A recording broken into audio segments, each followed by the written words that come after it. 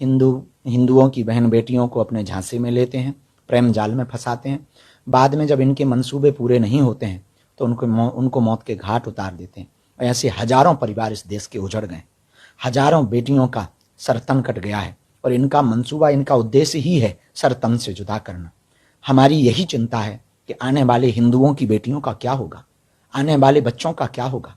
न बच्चे सुरक्षित हैं, न संस्कृति सुरक्षित है, न सनातन सुरक्षित है।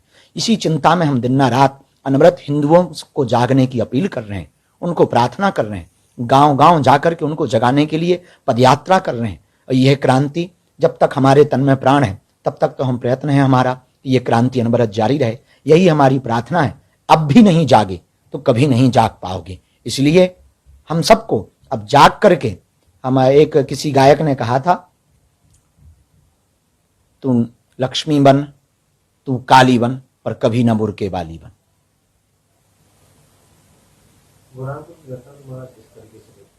सोची समझी साजिश है, प्रायोजित है।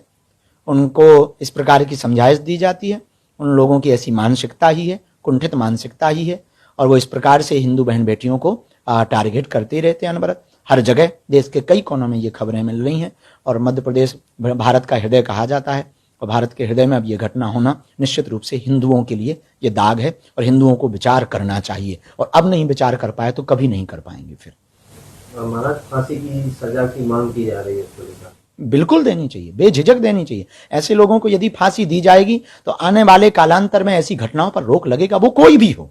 हम ये कहना चाहे कोई भी हो, क्योंकि एक बेटी का जब घर उजड़ता है तो वो उसका पूरा परिवार बिखर जाता है। क्या बीत रही होगी उनके पिता पर, क्या बीत रही होगी उनके भाई पर, क्या बीत रही होगी उसकी बहन पर, क्या बीत रही होगी उसकी आत्मा पर। तो हमें लगता है कि यदि फांसी का प्रावधान होगा तो आने वाले समय में जल्दी से ऐसी घटनाओं पर रोक लगेगी।